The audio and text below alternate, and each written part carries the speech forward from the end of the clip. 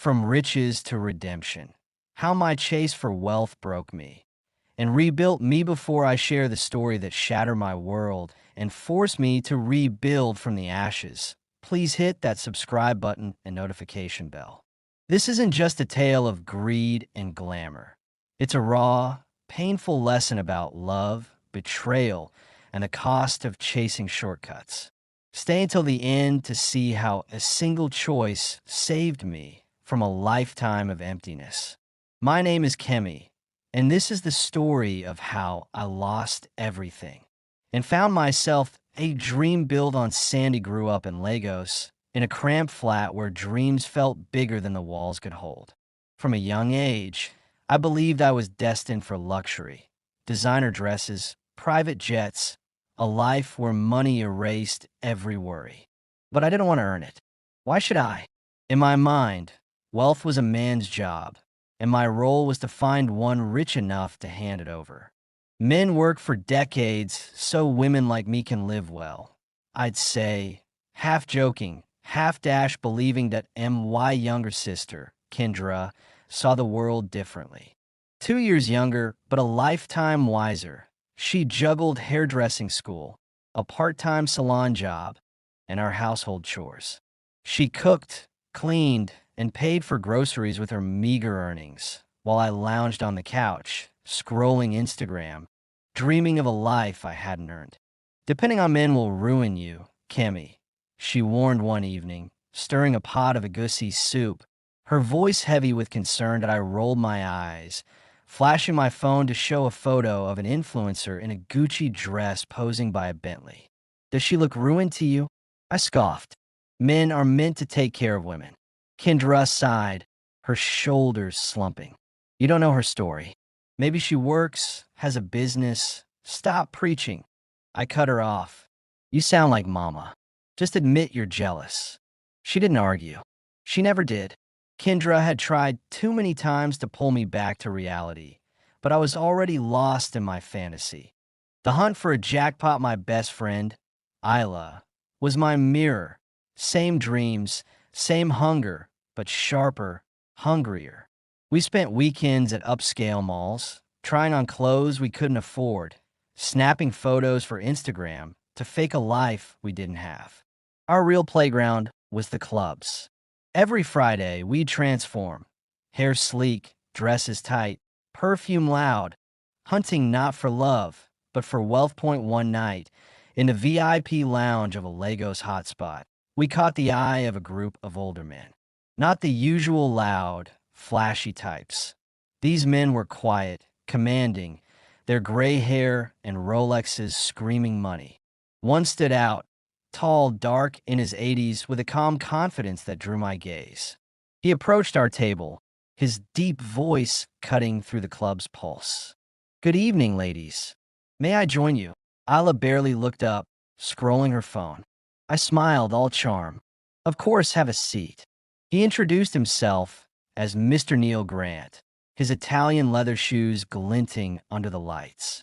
Isla was cold, dismissive, but I leaned closer, sensing opportunity. When he asked for her number, she laughed him off. You're a bit old, she said, barely hiding her disdain. Neil smiled, unruffled, and wished us a good night. As he walked away, I grabbed Isla's arm. Are you insane? That's our jackpot. He's old enough to be my grandfather, she sneered. That's the point, I hissed. Old and rich. Men like that don't last long. They write you into their will. You get cars, houses, everything. Isla giggled, but she wasn't convinced. You're crazy. No, I'm smart. I shot back. I'm giving him your number. I smoothed it over with Neil, slipping him Isla's contact with a smile. But as days passed and Isla ignored his calls, my mind kept circling back to him. His calm, his wealth, the life he could offer. I couldn't let Isla waste this, stealing a dream one evening. Over wine at Isla's place, I pressed her. You and that sugar grandpa, any progress? She rolled her eyes. I'm not interested, Kemi. He's still calling, but I ignore him. His name's Neil Grant, right?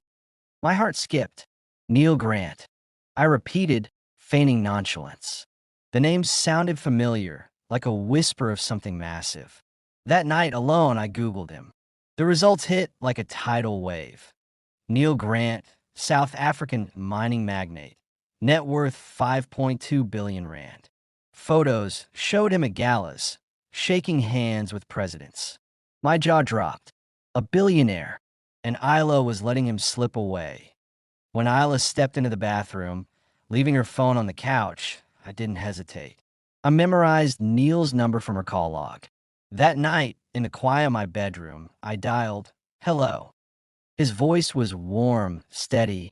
"Hi, Mr. Grant. It's Kemi from the club. Isla's friend." A pause, then a chuckle. "I remember you. This is unexpected. I felt like I should have been the one talking to you that night." I said, my voice honey sweet. "Bold," he said, amused. "I like that. Dinner tomorrow." My heart soared. "I'd love to." A taste of the dream 2 weeks later. A sleek BMW appeared outside our flat.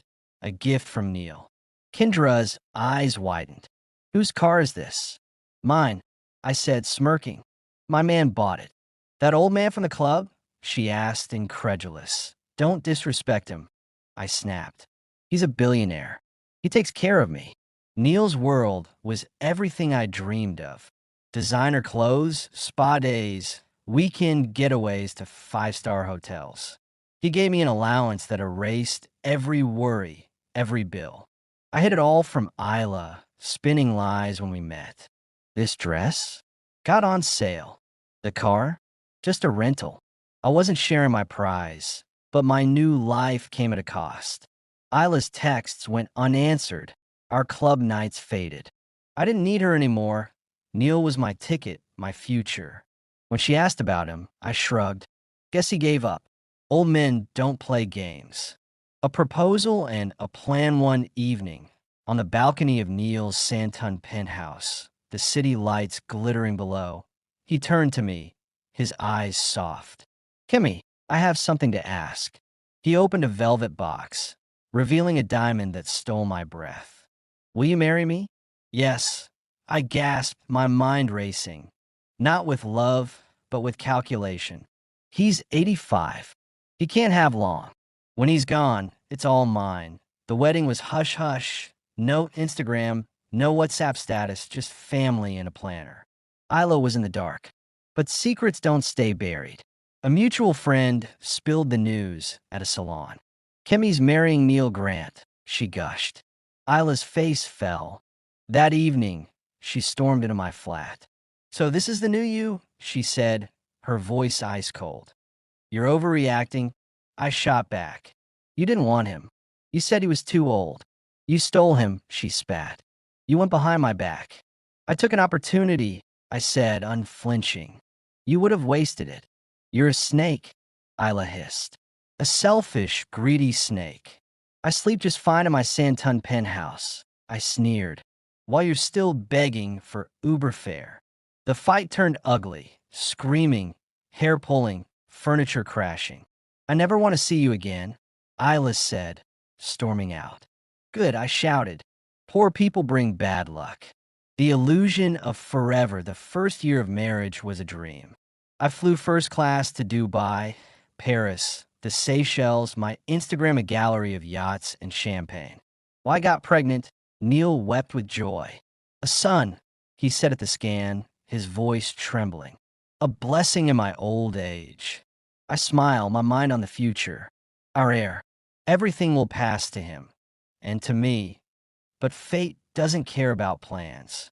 On Neil's 86th birthday, during a lavish garden party, he collapsed beside the cake table. Paramedics rushed him to the hospital. Days passed. His speech faded, his strength waned. On the 5th day, he called me to his side. "Baby," I whispered, taking his frail hand. "You'll get better." "No," he rasped. "Listen." I leaned closer, dread curling in my chest.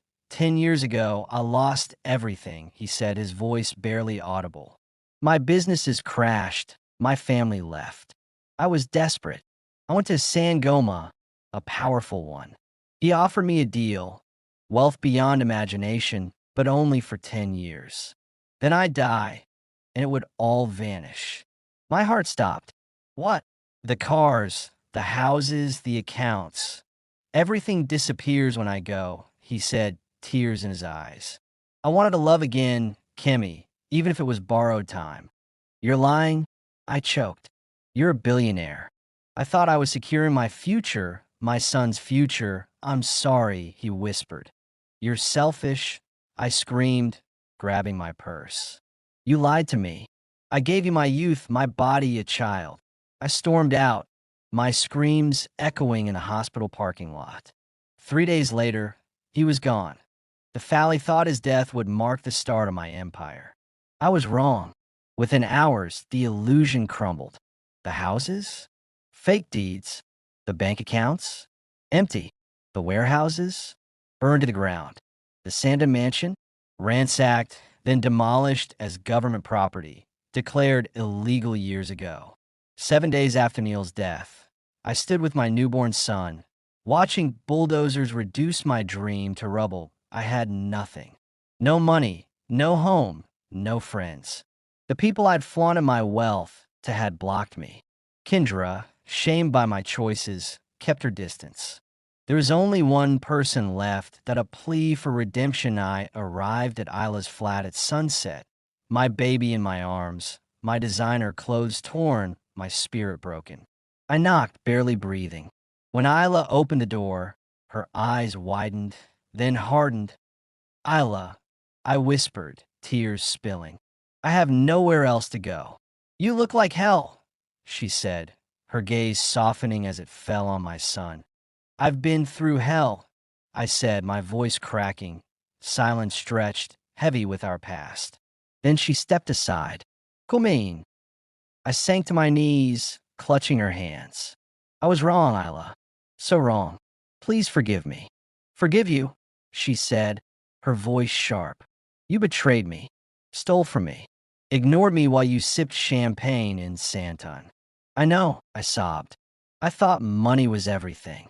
I chased a shortcut and lost it all. Isla's eyes softened, not for me, but for my son. You hurt me, Kemi, deeply, but I won't let that child suffer for your mistakes. You mean I can stay? I whispered.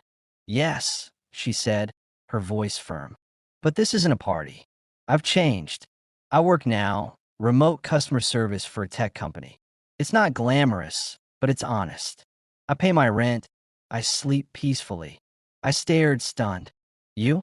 A 9 to 5. I got tired of chasing crumbs, she said. Tired of waking up in strange beds. I took free online courses, worked nights, built something real. You can too. I have no skills, I admitted, shame burning my throat. I never bothered to learn. Then start now, Isla said. You have a son. It's not about you anymore. Clean, cook, sign up for courses. No more clubs, no more sugar daddies. Rebuild brick by brick. Tears streamed down my face. Thank you, Isla. I won't let you down. Start by bathing that baby, she said, a faint smile breaking through. He smells like stress and regret. I laughed, a small, broken sound, the first in weeks that a new path that night. As my son slept, I sat beside Isla, watching her work on her laptop. You seem happy, I said quietly. I am, she replied. Peace is better than champagne, with a side of anxiety. I used to think money was everything, but it slipped through my fingers. I had no character, no plan. Now I'm building something real. I looked at her, not as the party girl I once knew, but as a woman who'd grown while I'd fallen. My gaze drifted to my son, his tiny chest rising and falling. For you, I whispered, stroking his cheek. I'll build a new path. No shortcuts, no lies. A final note, thanks for listening to my story. It's not pretty, but it's real. If it moved you, hit that subscribe button and join me on this journey. I'm starting from scratch, learning to stand on my own, and maybe, just maybe, becoming someone my son can be proud of. Stay blessed, and I'll see you in the next one.